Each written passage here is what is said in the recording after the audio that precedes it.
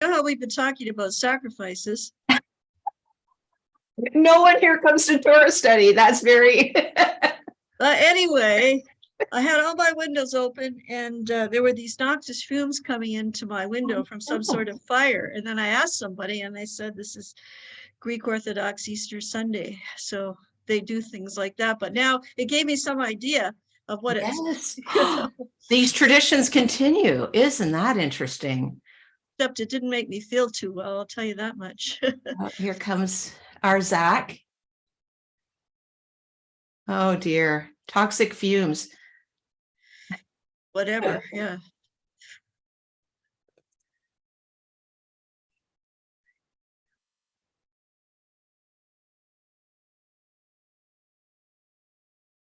All right, so we're going to get started in about 3 or 4 minutes. Let everyone get in.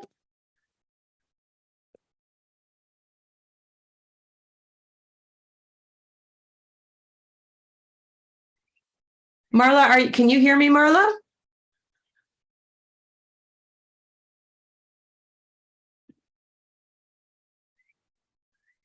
Yes.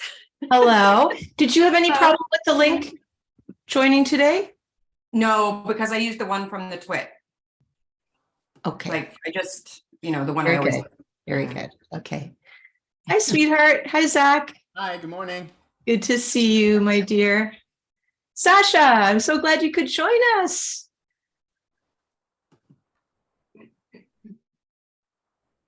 Yeah, I was able to put it on my calendar and thought it Yay. just sounded interesting, and here I am. Well, so we started this series last year, and it's just so nice to see our younger people and what they're doing.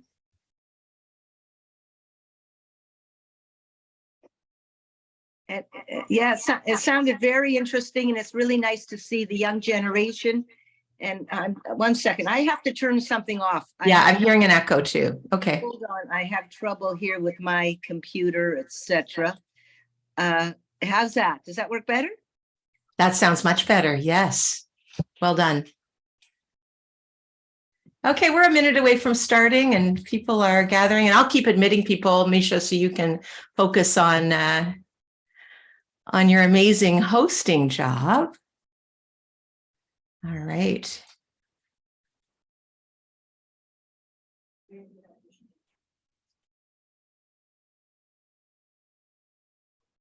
I hope everyone has a cup of something warm or cold or nurturing. Very nice, Enid.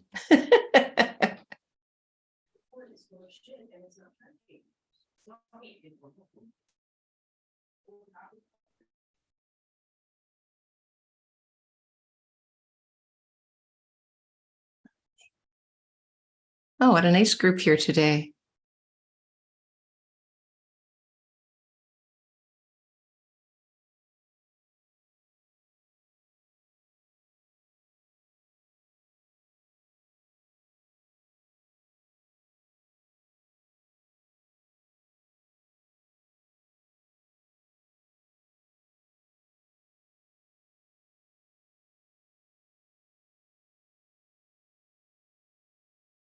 Friends, it's 11 o'clock and I'm Cantor Paula Baruch. My name doesn't say that. It says Temple Anshe Shalom, but that's where your program is coming from today online. And we're so excited for the second spring in a row to bring you what we call Next Generation Breakfast Club. Breakfast Club, as some of you know, has over 60-year history in our congregation, and originally started by parents whose children were going to religious school and they wanted to gather and learn other things. So religious school at that time was on a Sunday morning, and it has continued for all these years, bringing speakers and information, joyful presentations and education to us throughout the years. But what we decided last year was we're really interested to hear from our young adults who grew up in or have a connection in our community, and what they are doing now, what they have been learning, studying, what their passions and interest and work is. And it was so amazing last year to gather with some. And again, we're going to do that this spring for the next 4 Sundays starting today. And as last year, we have the most amazing host for our session, the incredible Misha Appel, who's so generous to give her time for this. We so appreciate it, Misha. And I am going to turn things over to you for this first session of Next Generation Breakfast Club. Good morning, Misha. Thanks, Paula. And hi, everyone. Thank you so much for joining. We're very excited to start the Next Generation Breakfast Club this year. Of course, as Paula mentioned, it's the second year of the programming, so it's even more exciting that we have a following now. Today's session is titled Legal Eagles, which is coined by the amazing Paula. So we have 3 actual lawyers that will be speaking, and myself, that I'm considered a baby lawyer in training, to discuss our legal careers.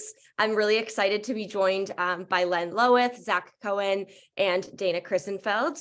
Each of the speakers today is going to speak for about 10 to 15 minutes. I'll read a little bio about them before they speak so that their information is top of mind. And then we'll end off with a little Q&A. So for those who don't know me, which I'm pretty sure everyone does, but I'll still give a little spiel. My name is Misha Appel. My parents are Eve and Luba Appel.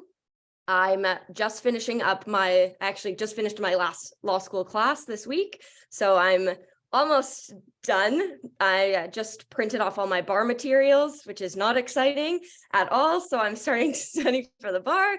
And I'm at Western Law, and I'll be articling at Castles in August. So that's my little spiel. I don't have too much unless you really want to hear about law school. I guess a little bit. I was president of the Jewish Law Students Association, director of Students for Truth and Reconciliation, and I did some research for UN Women throughout my time. But other than that, I was just a student.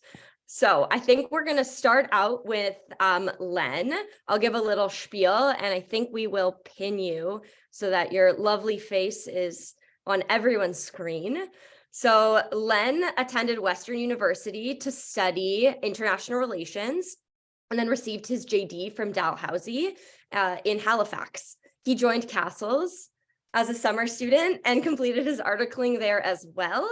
After he was called to the bar, he returned to Castles in the litigation and advocacy group, where he practiced corporate litigation, specializing in restructuring and insolvency litigation, which is an area that absolutely terrifies me.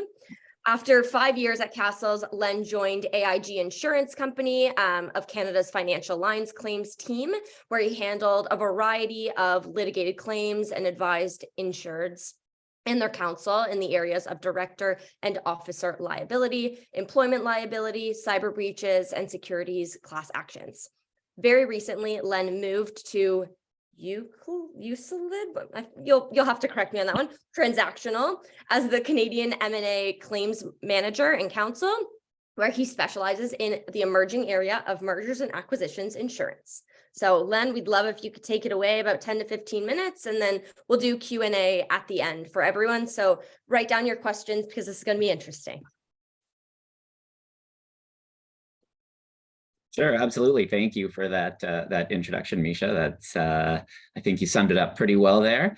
And happy to have a fellow Castles person on the panel. That's always nice as well. So yes, I of course grew up in the Hamilton Jewish community. I went to Hamilton Hebrew Academy and spent a whole lot of time at the Temple growing up. Dave and Bonnie are my parents, and Naomi and Rachel are my older sisters. I was always kind of interested in law from pretty early on, as someone that was pretty actively interested in politics and debating just about anything.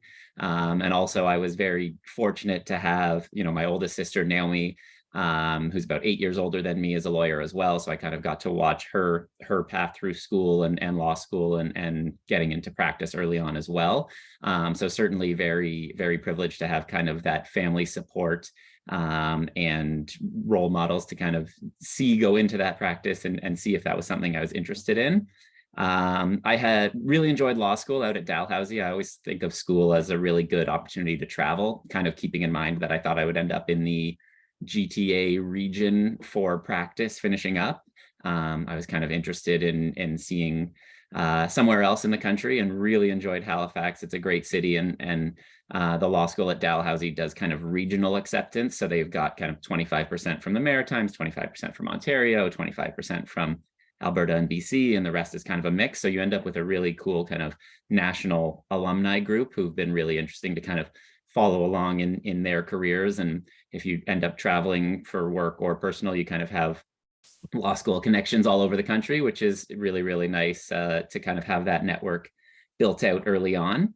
So I'd say kind of my path to getting called to the bar was, I guess, a fairly linear path, I think, going, straight from high school to undergrad, and kind of a degree where I kind of had in mind that I was looking at law school at the end of that and kind of gearing towards that. So did kind of follow that path. And I was fortunate to get a summer student position at Castles as well. So really enjoyed my time there. It was a good opportunity to spend time with each of the different groups within the firm, really get to experience a little bit of what each area was like. Even though kind of from a very, very early on, I was kind of dead set on litigation.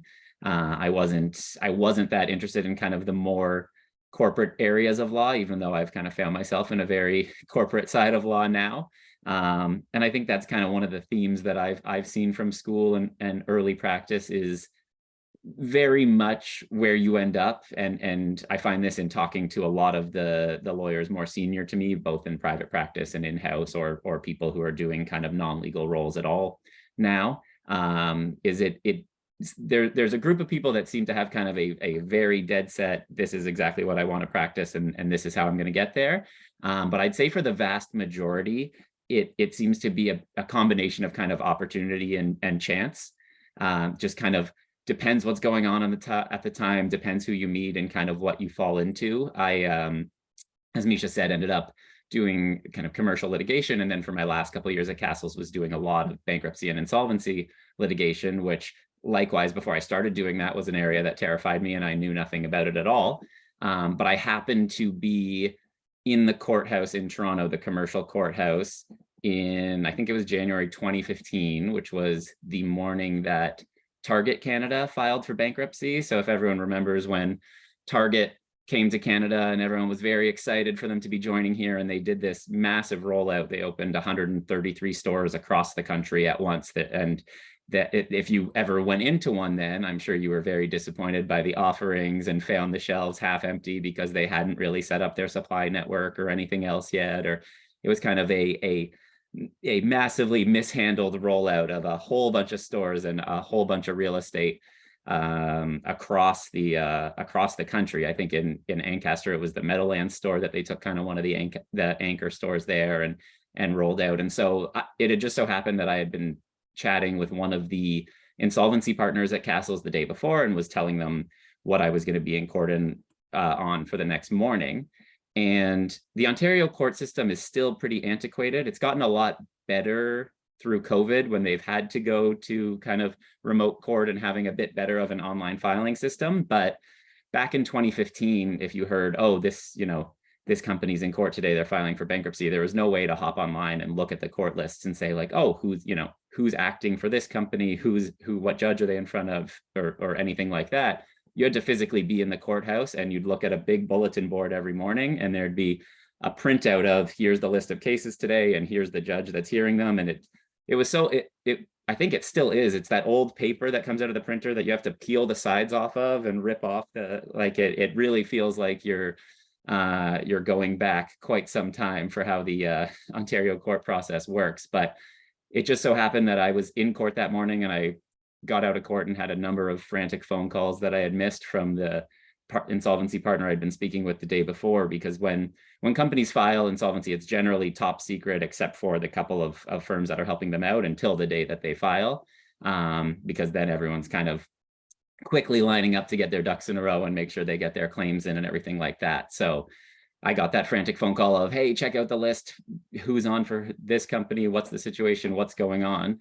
And so through that kind of total chance and opportunity, ended up being kind of the associate that was brought into that group for running the client side of the Target Canada insolvency, we ended up having about 30 or 35, I think, different companies that we had worked with who had supplied goods or real estate or a variety of things to Target Canada. And that ended up being about a 2-year process working through that. And so I just kind of fell into that group, and kind of half the work that I ended up doing ended up being with the insolvency folks and learning a fair bit there. And I had always kind of gone into private practice with the idea that I wanted to get some experience at a big firm. Ended up at a Bay Street firm, get that experience for a couple of years. But with the idea that I wanted to move somewhere else, kind of 5 years down the road kind of thing, if an opportunity came up where, it was very, to be totally transparent about it, it was very much a lifestyle choice for me. I remember early on seeing some of the young partners with young families and the hours that you have to put in and what that requires, and kind of making a decision for myself that if I was to be starting a family, that wasn't exactly the lifestyle I was looking for. So I was exploring some opportunities. I had been kind of pretty open with the people that I worked with at the firm that was my desire. And one thing I will say about kind of big corporate law is that when you tell them you want to move in-house somewhere, they're generally sad to lose you, but also very happy to help you out, because I think they understand that when they have alumni who move in-house at companies, that they're also people that then need to hire outside lawyers down the road. So they do a good job of kind of helping you out and providing those supports and kind of easing that transition process. So, either that or I was a terrible lawyer there. So it's one of the two, but either way, they were very accommodating,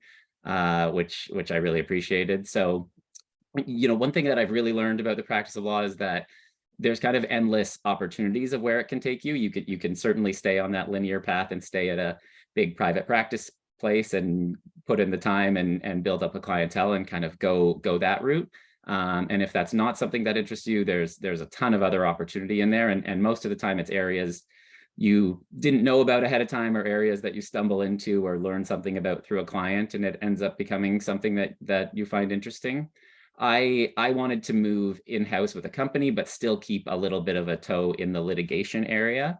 And through exploring those opportunities, I ended up at AIG Insurance Company. So they offered what they call financial lines insurance. So it's basically insurance that you would offer to a company that the company can purchase to protect the directors and officers, or, the temple, for example, could have insurance for the board members in the event that something happens at the temple and, the temple gets sued and all the board members get named personally, that kind of thing. So that'd be kind of your director and officer insurance, or employment in the event that you have any issues with employees, or one of the areas I ended up doing a lot in was cyber insurance as well the last few years. Once everyone moved remote during COVID, and there were everyone's gotten those emails from some company that says, your login data has been compromised, something like that. So that was a quickly growing area. And so in the role at AIG, you'd get that company or that client reporting in, hey, we're facing this lawsuit, or we've had this cyber breach or something like that. And so you end up essentially advising them on, okay, you've got this policy, so we're covering you on this. Let's go out and hire counsel together. Here's where we think, the litigation should go. Is this something that we think we should mediate and try to settle, or is this something that we should continue on through trial? So it was kind of a hybrid area for me, where I still got to kind of stay in that litigation space and be more on the strategic side of litigation management, as opposed to kind of doing the day-to-day handling of it.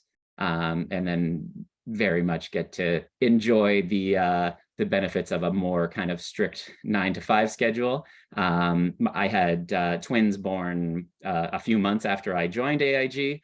So it was very good timing in terms of having that more flexible lifestyle with a young family. And my twins are now 4.5, and we have an 8-month-old at home. So being able to kind of stay in that in-house lifestyle at this stage of my life has been very much appreciated, while still getting to kind of stay in that space.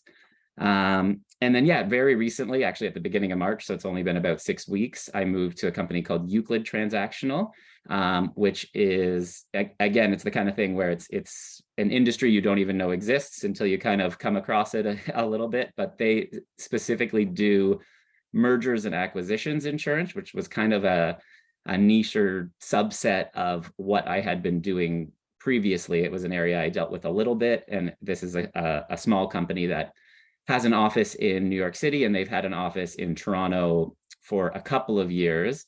But they've had no one on the Canadian side that kind of handles any kind of claims or legal issues for clients when they come in. And they've been very much looking to kind of build out a Canadian legal claims presence. So I started that about 6 weeks ago and have been very much enjoying that experience, working with some really good people. And I've only had to explain to my parents about 8 or 9 times what my day-to-day involves. And I still don't think we've quite gotten there. But once I have a better idea of what my day-to-day involves, I'll try to figure out how to communicate that with them. But yeah, overall, I've found that the practice of law, it's an area that can kind of take you wherever you want it to. As I said, if you have a very specific idea of what you want to do, you can certainly seek out that path. If you're kind of more open to learning along the way as you go and seeing all the different industries you get exposed to and kind of seeing where that takes you, it's very accommodating in that way as well. With my law school alumni network, it's really interesting following where everyone is these days and, who's stayed in private practice. And right now that I graduated about 10 years ago now, it's at the stage where, a number of my old classmates are partners at big firms, or some have gone kind of the government and criminal law route. And I would say probably as many as half of my classmates, I think, are no longer in the practice of law. They're either doing roles that are kind of tangentially related, where having a law degree is helpful, or for a number of them are as far away as they could be from that industry. But I think everyone kind of figures out what's for them, and it's a broad, wide open area, which is something that I've really enjoyed. Awesome. Thank you so much. So everyone has to save their questions for the end, which I know is a little stressful because we have 3 speakers, but we're going to jump in really quickly. We're going to stay in Canada, and we'll hear from Dana Krisenfeld, who's an associate in Miller Thomson's Social Impact Group. She provides expert legal advice and representation to charities and not-for-profits, assisting her clients with a variety of matters, including incorporations, corporate governance, regulatory compliance issues, charitable registrations, charitable gifts, integrations, restructurings, and mergers, which sounds really interesting. I can't wait to hear about it. Prior to joining Miller Thomson, Dana summered, articled, and became an associate at a large full-service firm in Toronto, where she developed a broad corporate practice and a passion for working collaboratively with her clients. Dana received her JD from the University of Windsor's Faculty of Law in 2020, right in the middle of COVID, and was called to the Ontario Bar in 2021. Throughout her time in law school, Dana volunteered with Pro Bono Students Canada, acted as president of both the Alternative Dispute Resolution Club and Jewish Students Association, and volunteered with Career Services. So Dana, we'd love to hear from you. Okay, so similar to Lenny, I am very recently actually starting at Miller Thomson next week. So I'll say the caveat at the beginning that I am not actually there quite yet, but I'm starting on April 24th, so a week from Monday. So I guess I'll go back similar to Lenny of, how I got to law school, how I got to where I am today. So I was in high school thinking about, where to apply for undergrad, what to apply for. I had no idea. I think a lot of people, and myself, even when I was there, I was so freaked out of, oh my goodness, I have to decide right now in high school what I want to do for the rest of my life. Thank goodness that wasn't the case, but it was certainly a panic at the time. And my lovely father is here, and he knows about all the panics that I've had over my career that will probably never end, that he has to deal with. And so I ended up applying on a whim to, Bachelor of Arts, sort of sociological type things. I ended up going to the university, Wilfrid Laurier University, for psychology, which was weirdly the only school that I applied to that was in the Faculty of Sciences. I didn't get a BSc, but I did get a Bachelor of Arts in the sciences. So I had to take, math, statistics, all these certain things. And I loved the area, but I didn't know, I thought, okay, how am I going to be a psychologist, or do I go to medical school and be a psychiatrist? I was always trying to think 10 steps ahead. And then I finally said to myself, take a minute, figure it out. And so what I did in undergrad was I started taking courses in law.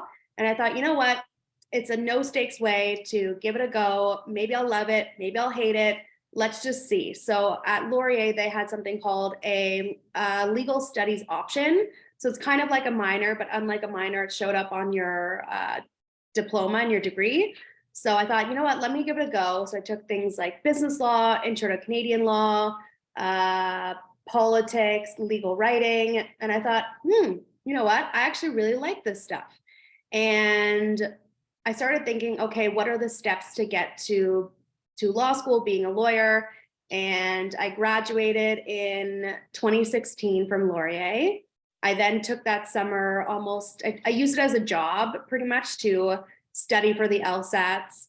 I did it independently. I wouldn't recommend it if anybody's asking, but I would have done it maybe through a course or with someone, but I did it completely independent. I wrote the LSAT for the first go in September 2016, and I actually wrote it at McMaster University. My parents drove me there, sort of shooed me off, and then I was a shell of a human being when I came out of it. I think I slept from 4 p.m. onward until the next day on the couch because I was so emotionally drained. And then what I ended up doing was I wanted to take it a step further. I thought, you know what? I think I want to go to law school, but I want to see what it's like to be at a law firm before I commit. So I ended up applying to work at Goodman's, which is a large firm in downtown Toronto. Not really to do legal work. So I did more of the hospitality services. So not a glamorous job. I worked in the kitchens, helping with catering. I helped out with reception when the receptionist, called in sick that day. I helped out with office services to see, just to get the feel of what a large firm environment would be like. They were full service. Of course, killing two birds with one stone. I got to know some of the lawyers there, and I learned, how they got there, how they figured out what their niche was, which I thought was really great. And it certainly didn't scare me away because clearly this is where I am. And it was one day in April. I can't remember the exact day. I think I just passed the anniversary of it. I get an email. I want to say it was around 8:30 in the morning. I was at work and I get an email that I was accepted to law school. The night before, I was actually rejected from Western Law, and I was devastated. I thought, oh my goodness, I'm never going to get in. What do I do? And then sure enough, the very next morning, I get an email and I got in. Of course, how could I work the rest of the day? I did, but not easily. Total whirlwind. I still couldn't believe it. I kept taking screenshots and saying to people, is this real? Is this real? Sure enough, it was real. We went to visit Windsor Law. I thought it was so cool. It was like this little bubble. I describe it to everybody as like a high school. I'm sure Western and Dal were very similar. Because it's a university town, we had, nothing to do but, hang out with each other. We're so far from our parents and home. So we really built a community, and I felt that when I went there. So I didn't wait to get in anywhere else. I said, you know what, let me go. And I went to Windsor Law in September 2017. I didn't know a single soul. I didn't know anybody in upper years, my year, anybody that even lived in Windsor. But I said, you know what, let me give it a go. I actually went to a mixer in July of 2017 before I came. I met a couple people, so at least when I went during orientation, I wasn't a total stranger to everybody. I ended up actually meeting one of my best friends at that mixer in July. They did it in downtown Toronto at a random bar.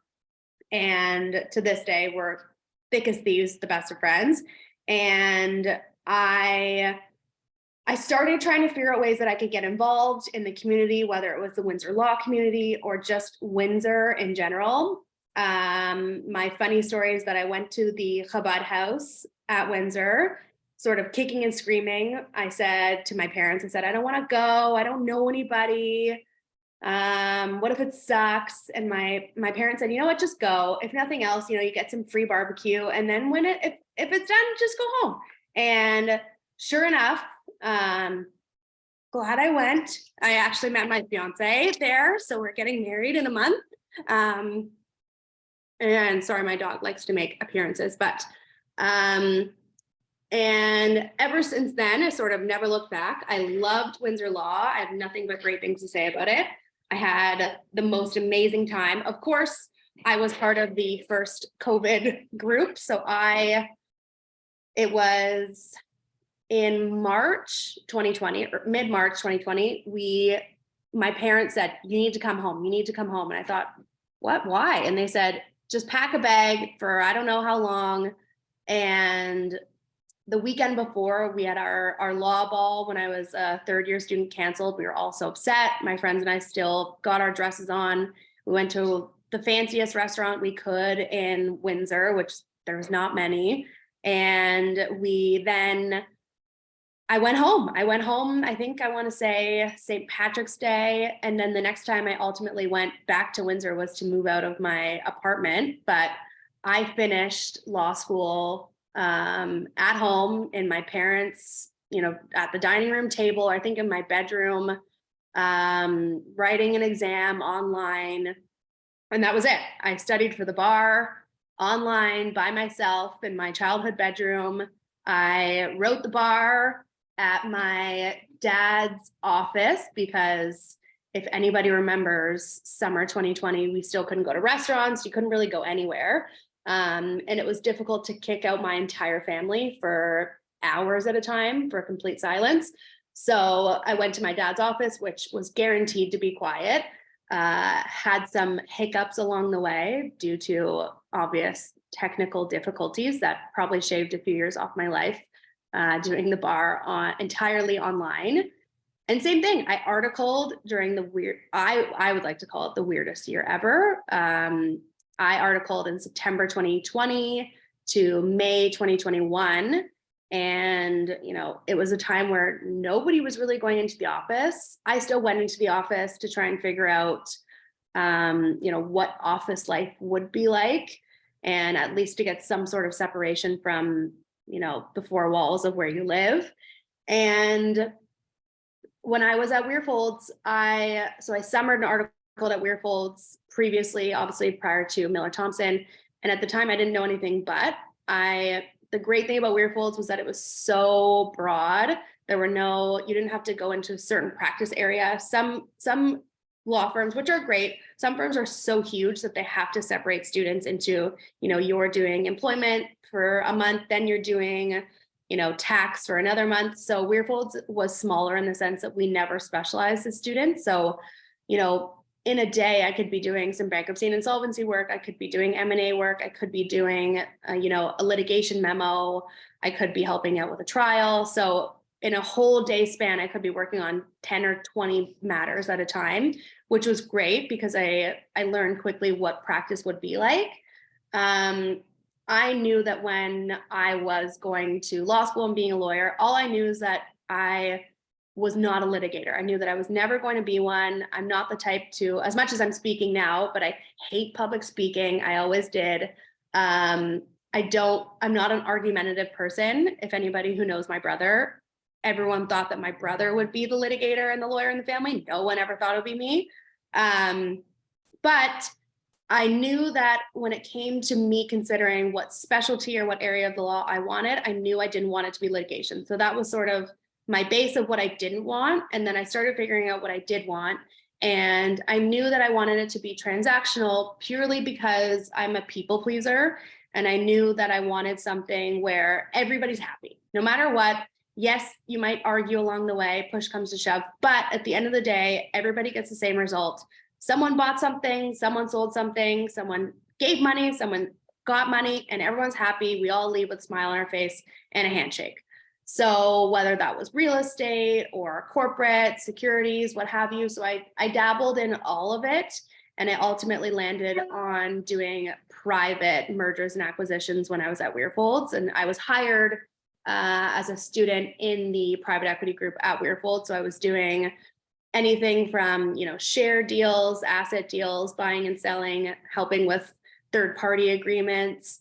And I really enjoyed it. I really liked the client aspect of it. And then very recently, of course, Miller Thomson, the idea represented itself to me as, you're still doing all of those things, but you're also doing it for not-for-profits, charities, helping them out in a corporate sense. But it really felt to me that the client side would be that much more elevated and helping, helping the good guys. So it was something that I couldn't turn down when I thought about it. So I'm very excited to start. I think it'll be a really great opportunity. And that's really my path. Awesome. Thank you so much for sharing. That was really interesting. And now we're going to hop over the border to hear from Zach. I'm just going to switch the pin. Remove pin, add pin. There we go. Okay. Zach Cohen is a senior corporate counsel for Fender Musical Instruments Corporation, if you can't tell by his background of many instruments, where he handles commercial contract negotiations, advises the company on employment matters, and oversees the company's litigation. Prior to joining Fender, Zach was a partner at a mid-sized civil litigation firm in Arizona, where he primarily focused on real estate, employment, and business law. Zach attended law school at the University of Arizona in the James E. Rogers College of Law, where he earned his JD and graduated with a certificate in international economic law and policy. He also holds a bachelor's degree in history and political sciences from Drexel University, which is in Philadelphia, Pennsylvania. Zach, if you all aren't aware, is the son of Rabbi Jordan Cohen and the stepson of Cantor Paula Baruch. He lives in Tucson, Arizona with his wife, Katie, daughter, Abigail, and Dash and Mix Apollo. Great name. He serves on the board of the Tucson, Tucson, I always say that wrong, Hebrew Academy, which is Southern Arizona's largest Jewish day school. He enjoys playing guitar, runs in the family, hiking through the desert with his family, running and cycling. So Zach, please take it away. Thank you, Misha. Thank you, everybody, for coming to hear us all speak this morning. I apologize if I seem a little bit out of it. I'm 3 hours behind on Pacific time, so 8:30 on Sunday mornings is early for me. So hopefully I can wake up over the course of this talk. My path to the law, I always like to tell people that I've wanted to be a lawyer since before I knew what lawyers do. Growing up, I always heard that nice Jewish boys should either be lawyers or doctors, and I decided I have enough doctors in my family, so I'm going to go to law school. And sure enough, I followed that path. Basically through undergrad, I decided that I wanted to get out of Arizona. I grew up in Tucson, basically from the time my dad and I left China. I moved here with my mom, where she had grown up in the desert. We live in Tucson, which is about 2 hours south of the capital of Phoenix, about 45 minutes north of the Mexican border. So there's a lot of international trade and commerce going on here, given that we're very close to one of the US's largest trading partners. I decided that I wanted to try something different, moved to the East Coast, went to undergraduate at Drexel University in Philadelphia, did the standard pre-law majors here in the US of history and political science, couldn't choose between the two, so I decided to pursue both. Met my wife in Philly, had a fantastic time. But at the end decided that I had had enough of snowy winters and wanted to move back home to the desert. So sure enough, moved back home to Tucson. One of the things that attracted me to the University of Arizona, other than the fact that I grew up a diehard Arizona basketball and football fan, was just given our school's focus on international economic law. We attract professors from around the world who focus on, again, mostly trade with Mexico. So that was something that was very interesting to me. One of my favorite professors in law school was now works for the IMF and is I was privileged to get to be his research assistant. So we did a lot of research on international trade law and its effects on indigenous communities in Central and South America. So that was very interesting and sort of expanded my appreciation for really the global nature of law. Having grown up overseas in Australia and China, that was always something that interested me. Like it seems like many of the other people on this call, I didn't have a lot of interest in in being a litigator, but I knew that getting some litigation experience was important to be able to make me more marketable to in-house legal teams after I had completed that experience. So I decided to, first in law school, I went and worked for a local employment law firm that was actually headed by I was a member of the Alpha Epsilon Pi fraternity in college. It's a Jewish fraternity. And one of my fraternity brothers had founded this firm here in Tucson. So I decided to go work for him in my first summer and continued to clerk for him during law school. I was in a unique situation. I had met my fiance in undergrad in Philadelphia. She moved back out to Arizona with me. She was working full time. So during law school, I sort of had to work and generate an income while I was a student. So most of my free time that would normally be dedicated to, extracurricular activities, stuff like that, I was working part-time at the firm as a law clerk, which was a fantastic experience. And I cannot emphasize enough, law school doesn't really teach you how to be a lawyer. It teaches you how to think like a lawyer, and working at a firm is the best way to learn how to actually practice law. So, as a 2L in law school, I was drafting briefs that were filed in the Ninth Circuit Court of Appeals, which for us is the one step below the US Supreme Court. So that was pretty cool. Fantastic experience. My second summer, I decided to go intern for a small company in Phoenix called Fender Musical Instruments Corporation. Not really a small company. It's an iconic American brand. I think we celebrated our 76th anniversary this year. For those of you who don't know, we make the Stratocaster and the Telecaster, two of the most iconic instruments in history. I like to say, when you think of an electric guitar in your mind, you're probably picturing one of our instruments. So that was a phenomenal experience. I really enjoyed my second summer working at Fender as an intern. But I didn't love the type of law I was practicing at Fender. They had me focusing primarily on intellectual property. Don't come from a scientific background. I'm not a design or drafting oriented person. So that was not a very compelling field to me, but I still enjoyed the experience of working at Fender, loved the team that I was working as part of. And, music runs deep in my family. I'm probably, as the person who works for a guitar company, I'm probably the worst guitarist in my family. So it just attracted me from, my mom's a cantor, my stepmom's a cantor, my dad's a guitarist. It just seemed to make sense.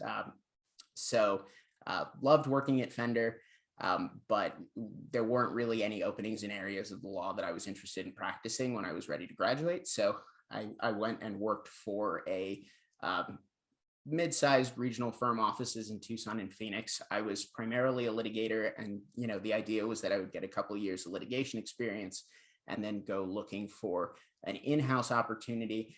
After about 2.5 years, I was elected to the partnership at my firm, so that kind of changed my goal setting a little bit, and I decided to stay and see if I could build out my practice a little bit more before turning in-house. Then, of course, the COVID pandemic hit.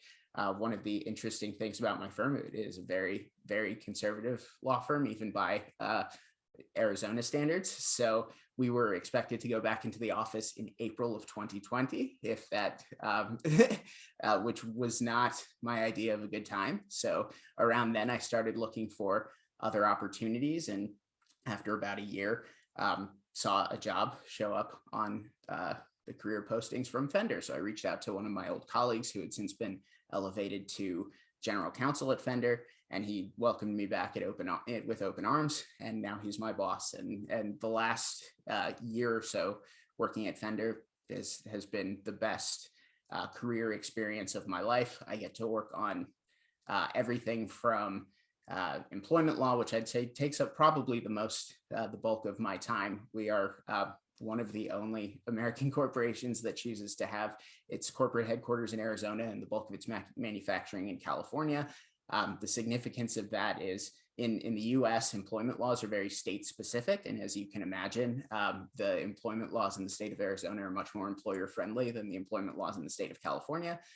So going to work for a company that has the bulk of its labor force in California has been an interesting experience, but one that I've enjoyed very much. Aside from counseling our employment operations in the US, I also give advice to our offices in Tokyo, Sydney, London, Ireland, Holland, and Germany. So that sort of forces me to broaden my horizons. I think one of the most important things about working for a global company is really being comfortable operating in diverse cultures and working with people from anywhere around the world.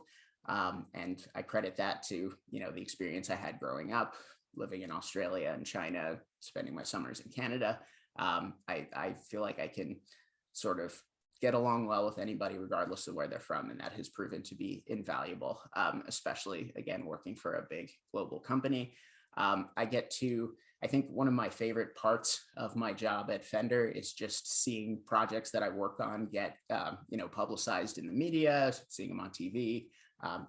Whenever you see one of our guitars in a movie or in a commercial or in a television show, there's a good chance that I looked at the agreement for that deal. I bought my daughter a Funko Pop a couple of weeks ago, the little vinyl figurine that I had worked on the licensing contract for. So that's a lot of fun.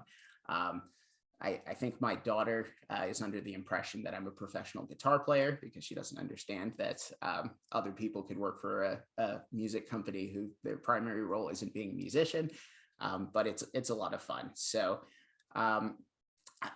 one of the big projects that I've been working on recently is we are launching a retail store in Tokyo, Japan.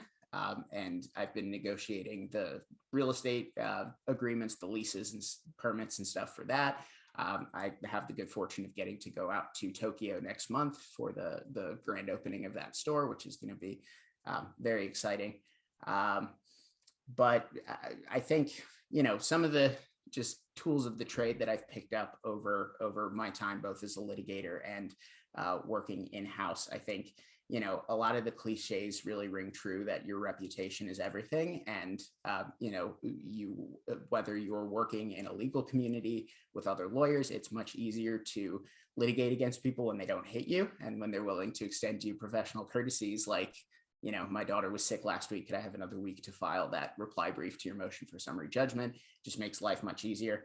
And then, transitioning over to working in a corporate setting, I think it becomes even more important to build sort of a personal brand within your organization because, one of the things I've noticed that I think has become my greatest strength is people just think to call me when they have questions. Whereas, a lot of my colleagues and a lot of my law school classmates who I see working at other companies really struggle with, I work in-house, but I only find out about drips and drabs of issues and usually after the fact, and I have to be in crisis management mode. You really need to establish yourself as a brand so that people really think of you as part of their department so that they reach out to you on the front end because it's much easier to provide proactive advice rather than retroactive advice. I think that's probably true in any field, but it especially rings true in business law. Other than that, I think, Jews, people who grow up in Jewish communities are especially, well versed in and well suited to the practice of law. Young Zachary, when he was deciding that young Jewish boys need to grow up to be lawyers, was sort of onto something because as I often find myself discussing and debating with my father, the practice of law is very similar to being a rabbi. You picture the Talmudic scholars sitting around and debating finer points of Jewish law, and it really is very similar to the way that lawyers, either in a corporate setting or within a firm, practice. I find that some of the most rewarding and productive work sessions that I have are, we leave the research aside for a second and we just bounce ideas back and forth off of each other. And I feel like the study of Torah and the study of Jewish law and history and culture has sort of positioned me well to be able to participate in those conversations. So thank you for inviting me to speak this morning. And if there are any questions, happy to answer. Amazing. Thank you so much. The lawyers finished right on time at the Q&A point. So, kudos to all of you. So thank you so much. It was so interesting to get a little peek into your lives and legal careers. So we're now going to move into the Q&A portion of Breakfast Club. So there's two ways that you can share your questions. You can raise your hand either physically and I'll see you, or the little emoji option of raising your hand, or you can write the question in the chat and I can say it for you, or I'll invite you to unmute. So please, does anybody have any first questions? Who wants to take a stab at it? I'll give it a few seconds. If no one, I'll start it off. I have a few as a, baby lawyer in training. Where do you see the legal profession going? Do you see like technology or AI changing where you're at in your legal careers just yet? And anyone can answer, one person, whoever prefers to speak. I'm going to pin all of you. I can take a stab at that one if that's all right. We've the company and the GC that oversees my legal department is very big on being at the cutting edge of technology. Sometimes working for a 76-year-old company whose flagship products haven't changed too dramatically in that time, you would sense that innovation would be discouraged. We fully embrace innovation, and we've actually been adopting several AI tools just recently. We added program that interfaces directly to our Microsoft Word that basically you can tell to review a contract and point out, what are the cancellation terms of this contract, or, how can we revise this to be more mutual, rather than, say there's a unilateral limitation of liability clause in a contract and you can ask the software to make it mutual. On the one hand, that seems scary because the impulse that a lot of lawyers have is, oh no, that's going to take my job one day. I sort of view it as a superpowered legal assistant. It just allows me to do work quicker and to touch more projects in a shorter period of time. I think, looking at innovation, there's always an intimidation factor. I'm sure people who were trading horses and carriages back in the early 1900s were terrified about the adoption of the automobile. But if you look, where we are now and how many jobs the car industry creates, I'd say it's probably balanced out and edged in humanity's favor. So I sort of anticipate that AI will have a similar impact, and I think we're ready to make some adjustments to the way we practice law because it hasn't changed very much in a very long time. Yeah, no, I'd certainly echo that. I think they very much go hand in hand. I think there is that big fear kind of among the legal community that like, oh, okay, well, why, am I going to be needed to review 20 drafts of an agreement if there's something that can do this much cheaper and faster and quicker? But I think that there's, at least in my experience, the more that I've been learning about the industries I'm in, and I think it kind of echoes what Zach was saying about, sometimes you throw the legal research aside and you're just bouncing ideas off each other, is I think on the business side of things, you often have the legal answer and the commercial answer, and they're not often the same thing. And I don't know that AI necessarily will be able to catch up with that people side of the business. So I think that it can be really helpful in getting to that legal answer faster, but you still have to look at kind of the big picture commercial approach. The industry I'm in now, we sell mergers and acquisitions insurance. So basically you're selling people a very expensive piece of paper. And if when the people need that piece of paper to do something, they call you up and you say, well, here's the legal answer by the letter of how this contract is written. The answer is no, like, sorry, we can't help you. Then you may be 100% right legally, but you also don't have a returning customer or client down the road. So there's very much kind of that fine balance between here's what we think the letter of the law is, and here's what we think the commercial approach is to that. And, we're in a people service industry ultimately, and how do you kind of blend those two together? And I hope AI can't figure that out. Yeah, I would echo that everything that everybody said so far. I think taking it back to COVID, I think as much as COVID has its downsides, I think the openness and quite honestly, the forced willingness of everybody to use technology over COVID, I think is a great thing for the legal community. As I'm sure we're all aware, there are certain lawyers, partners, senior counsel that, still type with one finger or didn't know, all this technology that's out there. And I think all of us didn't really know what was out there. And I think that was a great segue to open sort of the floodgates to what technology can do for the legal community as well as the greater business community. For me, I see it in my practice as, there are certain documents that are just very standard, not boilerplate, I would say, but very standard that are necessary for certain transactions or what have you. And I can see technology sort of filling in the gap of, articling students, clerks doing that sort of work. And I don't think that it would take away from the work necessarily, but I think then it would sort of catapult the lawyers to doing the legal human side and advising, and less requirements to do, the hard, typing my last name, which everybody gets wrong.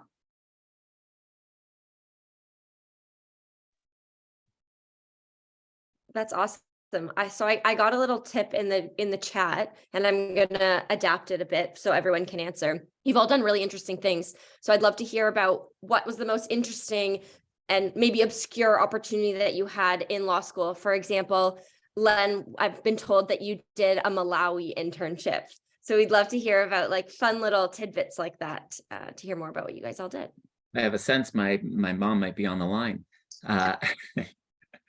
Yeah, that's right. I mean, I think there's a ton of really interesting opportunities you can seek out. I know a lot of the law schools will have kind of exchanges and different partnerships and different programs they work in. I do a lot still with Pro Bono Ontario, just because I know they're always looking for, people to man their kind of legal advice hotline and things like that. And I think law schools and firms and companies are all really good at seeking those opportunities out.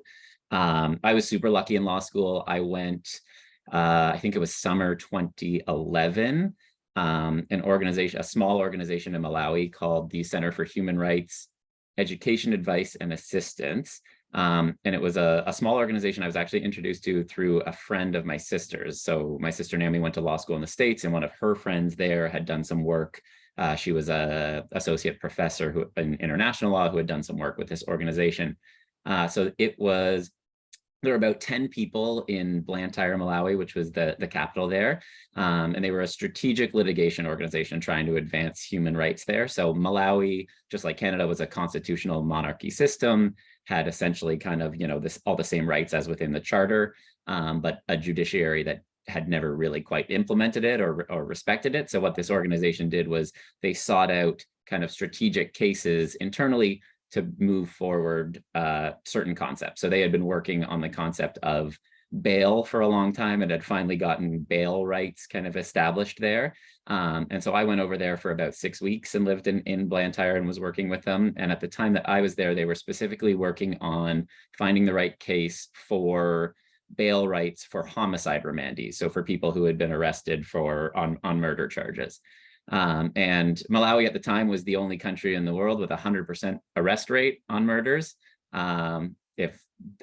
Whether right or wrong, someone got arrested. If a woman died, the husband was probably thrown in jail if they didn't know who did it. And even though they had a constitution that said, you have a right to a free and fair and quick trial, the average wait time on remand was about 8 years. So our office was about half a mile from the prison in Blantyre. It was a prison built for about 600 people. I think they were at about 1,800 people every time I was there. So every morning, me and one of the paralegals there, we would walk over to the prison when they'd let the prisoners kind of out into the big yard for the day. We would go in, so we'd be right there kind of in the yard with everyone, start with like hopping into a soccer game or something like that, which I quickly, even though I was the only one with shoes, I was terrible. And then there were a couple people in the prison who kind of knew the work we did, and they would help us out and say, hey, we've been talking to this person. We think they've got, a pretty interesting case. And so we would sit down with them over the course of a week and kind of get all the background information and as much as we could on their case, what the circumstances were of their arrest and everything.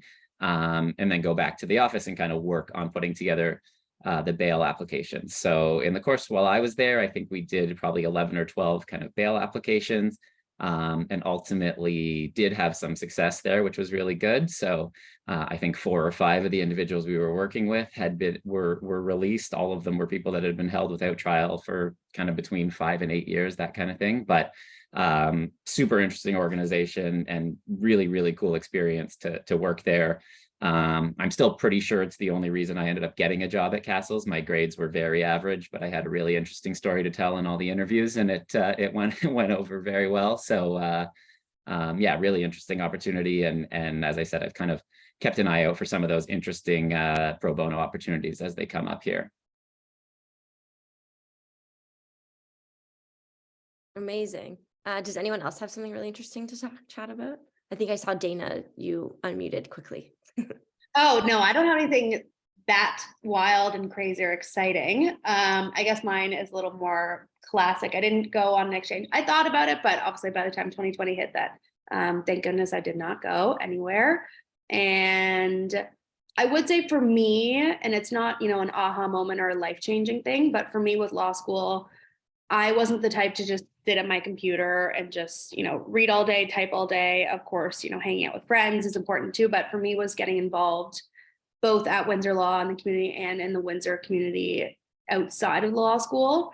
And that rang true for when I started at Weirfolds as a summer articling student associate. I've never been the type to just sit and do my work or, and type away doing contracts or reviewing or due diligence, whatever. For me, the huge thing is having a balance. And for me, having a balance is, of course, doing the work and that's required of me, but also, the people side. So at Windsor Law, I was involved. I was the president of the ADR Club and the Jewish Students Association. I was a volunteer for pro bono for all 3 years of law school. I was helping out with career services when I was in law school. And then when I was at Weirfolds, I helped out with the EDI committee. So it's the Equity, Diversity, and Inclusion Committee, as well as Weirfolds Women. And I was always a mentor to, when I was an articling student, I was a mentor to the summer students. When I was an associate, I was a mentor to the articling students and summer students. So for me, giving back is always so important. One, it feels good, and two, it's a nice balance from all the hard work you do, and it's very rewarding. So I think I already touched on my coolest experience as a law student, which was clerking at the Fender Legal Department. But beyond that, I think one of the great opportunities of being a law student is you get to focus on things other than your billable hours and producing work on a certain schedule. As I think my stepmother and father can attest, at my core, I'm a heartless capitalist. And in law school, I had the opportunity to do a lot of pro bono work. I participated in a clinic called the Workers' Rights Clinic, where we gave pro bono legal services to migratory and undocumented workers here in Southern Arizona, which is, very prominent here. And I think, that set me up well for a life in in-house corporate law, because it gave me an appreciation for the fact that these troubled employees that we talk about all the time are human beings too, and they have interests and dreams and goals and families to provide for. And it was definitely a humanizing experience that has sort of helped balance out my heartless capitalism. So I think that was probably my favorite experience, other than, the clerkship that ended up turning into my long-term career. Awesome. That's really interesting. I did sort of similar things regarding what Lenny did. I worked for United Nations Women and helped write a report on gender sensitive transitional justice in my first year, which was kind of cool. And other than that, I've just been doing a lot of Jewish things. We just threw a bar mitzvah bash at Western Law to show all of we're calling it Making Jewish Cool Again, to show all of the non-Jewish students how interesting Jewish things can be amid a lot of anti-Semitism and stuff on campuses. So that's my little tidbit. We have like a few seconds for one last question, if it's like very pressing, if anybody has something. It's very nice to see that everyone was here. And if you see in the chat, Rabbi Zeplowitz even came, which is extra exciting. So nice to see you on the call.